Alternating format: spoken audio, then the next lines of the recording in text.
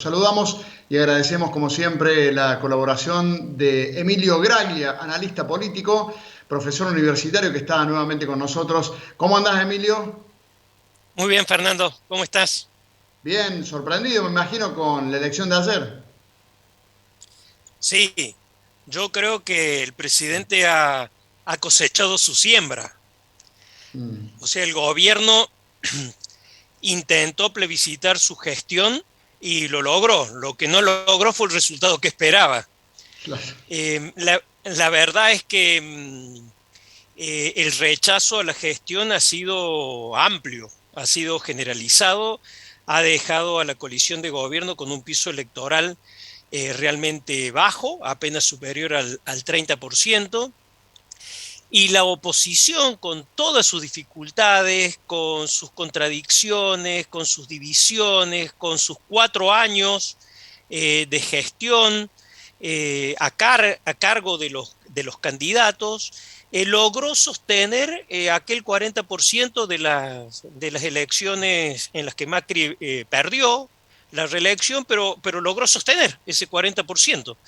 Entonces, yo creo que que el resultado es realmente negativo para el gobierno. Aunque la oposición no debería entusiasmarse tanto porque las elecciones son el 14 de noviembre y para el 2023 faltan 2 años en un país como el nuestro. Mm. Ahora, ¿cómo imaginas? No digo estos 2 meses hasta el 14 de noviembre, que son las elecciones para elegir diputados y senadores, sino ¿cómo imaginas de acá al 23, estos 2 próximos años que me parece son muy difíciles para el gobierno y en especial para el presidente, al que ayer se lo vio muy solo, dio la sensación de que lo dejaron ahí como el único padre y madre de la derrota, el único responsable, cuando en la práctica no es así, ¿no? Claramente lo presentaron como el gran responsable. Y tiene mucho que ver, pero no es solamente Alberto Fernández el responsable. También Cristina Fernández y también Sergio Massa, o sea, la coalición.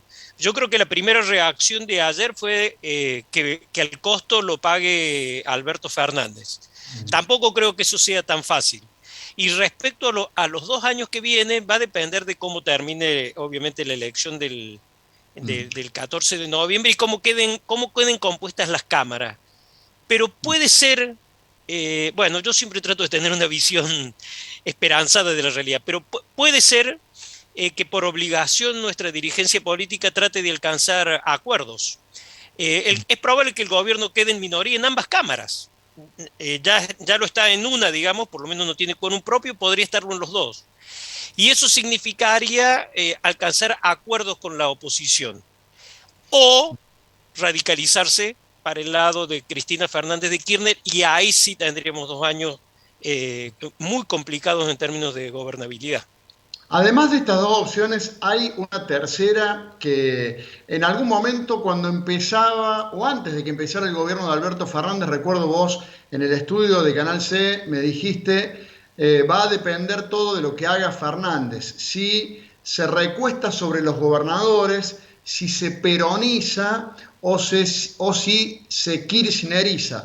Va a ser clave lo que haga Alberto Fernández y el acompañamiento de los gobernadores, porque recuerdo que el presidente dijo, este va a ser el gobierno federal, el gobierno mío y de los gobernadores. Eso finalmente no ocurrió porque se radicalizó o porque se recostó en el kirchnerismo, da la sensación. ¿Ves alguna posibilidad de que el gobierno o el kirchnerismo o el Frente de Todos empiece a mirar a otro peronismo, al peronismo republicano, a los gobernadores o no? La verdad creo que no. Mm, Por decirlo de una manera más tenue, creo que las probabilidades no son muchas.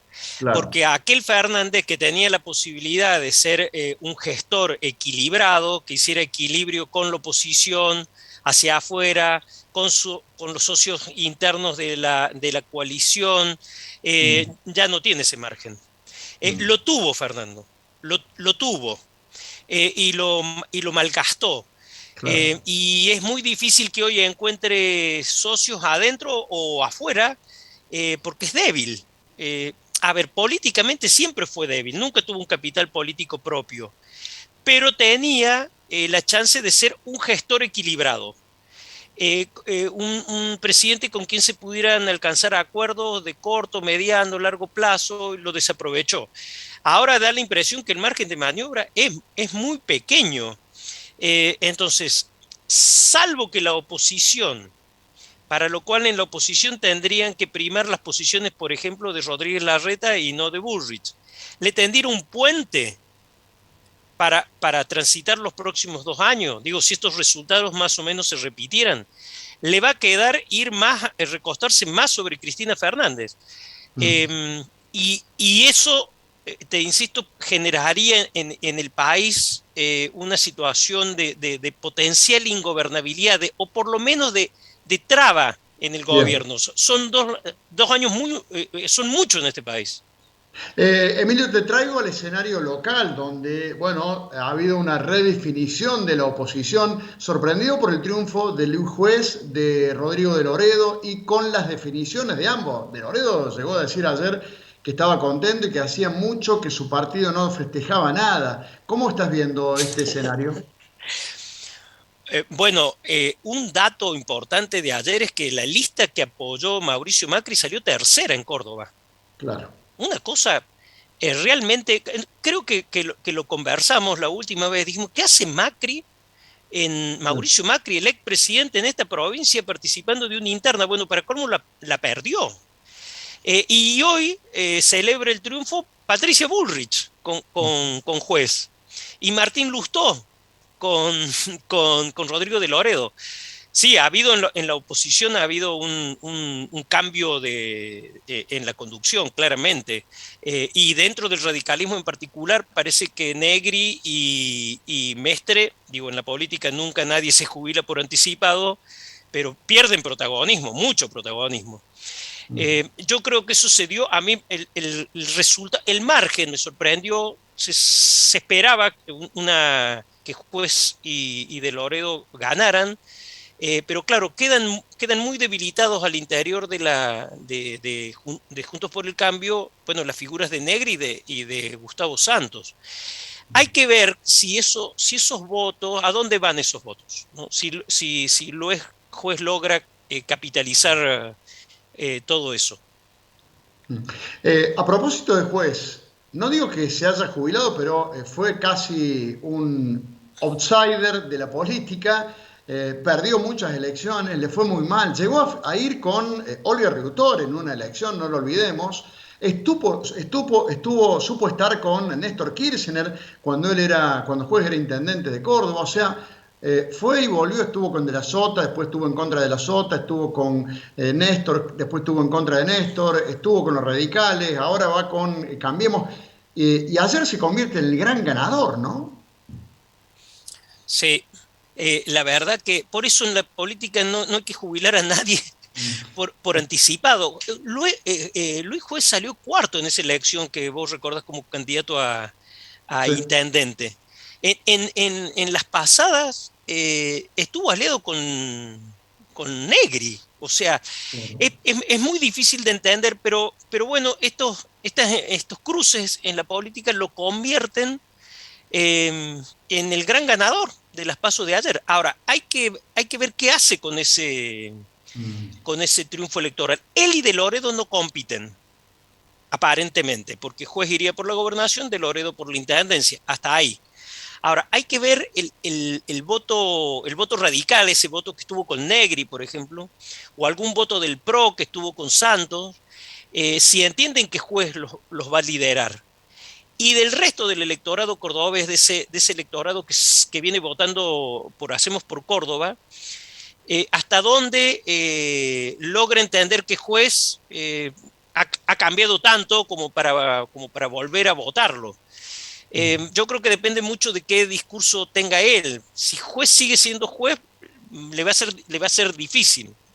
Lo otro de la elección de ayer, Fernando, es bueno, finalmente Schiaretti le ganó muy bien, Sí. las Es, candidatas de es, Schiaretti le ganaron muy bien al frente de todos. eso te quería dejar para el final. ¿Cómo queda parado Schiaretti? Bien, yo creo que Schiaretti logró lo que podía lograr. ¿Qué le hubiera gustado? Y salir que su lista fuera la más votada. Entonces ayer todos los medios nacionales, en vez de hablar de juez, hubieran hablado del triunfo del gobernador de Córdoba, el gobernador peronista, no kirchnerista. No logró eso, pero le ganó cómodamente, ampliamente, al frente de todos. Yo creo que salvo algo rarísimo, digamos, no hay chance de que pierda o que recupere, mejor dicho, la banca en el Senado. Hay que recordar que la banca que tiene Carlos Caserio en realidad es una banca de Hacemos por Córdoba. Él cambió, digamos, pero la banca es de Hacemos por Córdoba, la estaría reteniendo, digamos. Eh, y los tres diputados. Así que más que eso no se le puede pedir. Lo que sí es que tiene que empieza a plantear el escenario, cuando pase el 14 de noviembre, se plantea el escenario ya para el 2023. Y yo creo que el electorado está demostrando una, una continuidad en la conducta y es premiar o castigar a las gestiones. En lo nacional está claro, es un voto castigo de manual. Lo malo para la Argentina es que venimos de voto en castigo a voto en castigo. O sea, castigamos a uno, después castigamos a otro, después castigamos. En Córdoba hay un voto premio, por decirlo de alguna manera. Si no, no se justificaría la continuidad durante tantos años de Juntos por Córdoba y Hacemos por Córdoba. Por lo tanto, la gran apuesta de Schiaretti, ¿cuál va a ser? La gestión, ya sabiendo que él no va a estar como candidato. Interesante como siempre, Emilio, escucharte, tu análisis, tu opinión, los trazos finos de lo que ha dejado la elección de ayer. En cualquier momento nos hablamos de nuevo. Muchas gracias por tu tiempo. Un placer, como siempre.